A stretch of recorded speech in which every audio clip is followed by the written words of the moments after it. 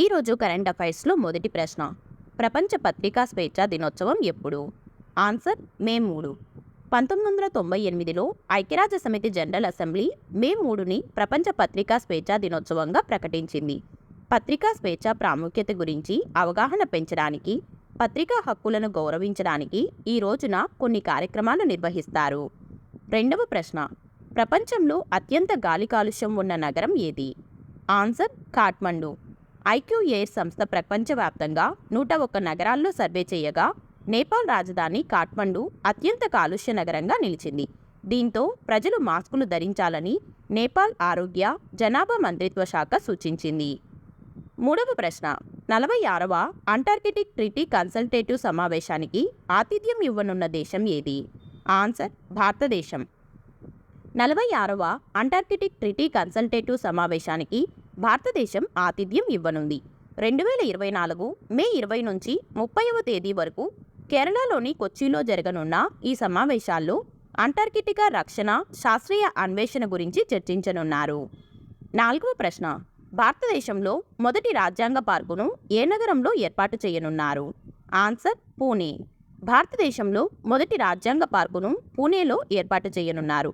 Puneeth balun group భాగస్వామ్యంతో భారత సైన్యం దీనిని ప్రారంభించనుంది. ఐదవ ప్రశ్న. డిపిఐఐటిలో కొత్త డైరెక్టర్గా ఎవరు నియమితులయ్యారు? Answer Pratima Singh. Department of promotion of industry and trade డైరెక్టర్గా ప్రతిమా సింగ్ నియమితులయ్యారు. ఈ ఉత్తర్వును department of personnel and training జారీ చేసింది.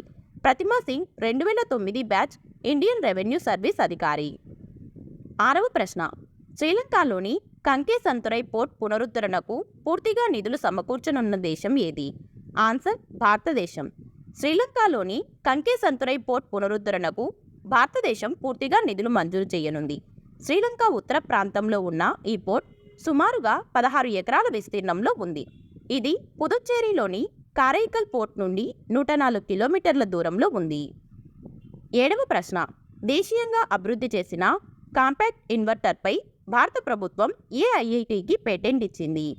Answer IIT Patna. దేశీయంగా అభివృద్ధి చేసిన కాంపాక్ట్ ఇన్వర్టర్పై భారత ప్రభుత్వం ఐఐటి పాట్నాకు పేటెంట్ ఇచ్చింది. దీంతో 20 ఏళ్ల పాటు ఈ సాంకేతికతను వినియోగించుకునే హక్కులు ఐఐటి పాట్నాకు లభించాయి. ఎనిమిదవ ప్రశ్న. విట్లీ గోల్డ్ అవార్డ్ 2024 ఎవరికి లభించింది? ఆన్సర్ పూర్ణిమాదేవి బర్మన్. గ్రీన్ ఆస్కార్గా పిలిచే విట్లీ గోల్డ్ అవార్డ్ 2024ను అస్సాంకు చెందిన పూర్ణిమాదేవి బర్మన్ గెలుచుకున్నారు. అరుదైన కొంగలను, చిత్తడి నేలలను పరిరక్షించడానికి పూర్ణిమ చేసిన కృషికి గుర్తింపుగా ఈ అవార్డు ప్రదానం చేశారు. తొమ్మిదవ ప్రశ్న. ఇటీవల ఏ క్రికెటర్పై ఐసీసీ 5 ఏళ్ల నిషేధం విధించింది? Answer Devon Thomas. మ్యాచ్ ఫిక్సింగ్కు పాల్పడినందుకు గాను వెస్టిండీస్ క్రికెటర్ డెవాన్ థామస్పై ఐసీసీ 5 ఏళ్ల నిషేధం విధించింది. లంక ప్రీమియర్ లీగ్ 2021 సీజన్లో థామస్ ఫిక్సింగ్కు పాల్పడ్డారన్న అభియోగాలున్నాయి. సుదీర్ఘ విచారణ తర్వాత ఐసీసీ తాజాగా అతడిపై చర్యలకు ఉపక్రమించింది. 10వ ప్రశ్న. ఇంటర్నేషనల్ చెస్ ఫెడరేషన్ ఇటీవల గ్రాండ్ మాస్టర్ బిరుదును ఎవరికి ప్రదానం చేసింది? ఆన్సర్ వైశాలి రమేష్ బాబు. భారత యువ చెస్ క్రీడాకారిణి వైశాలి రమేష్ బాబుకు అంతర్జాతీయ చెస్ సమాఖ్య గ్రాండ్ మాస్టర్ బిరుదును ప్రదానం చేసింది. కోనేరు హంపి, హారిక ద్రోణవల్లి తర్వాత వైశాలి 3వ భారతీయ మహిళా గ్రాండ్ మాస్టర్.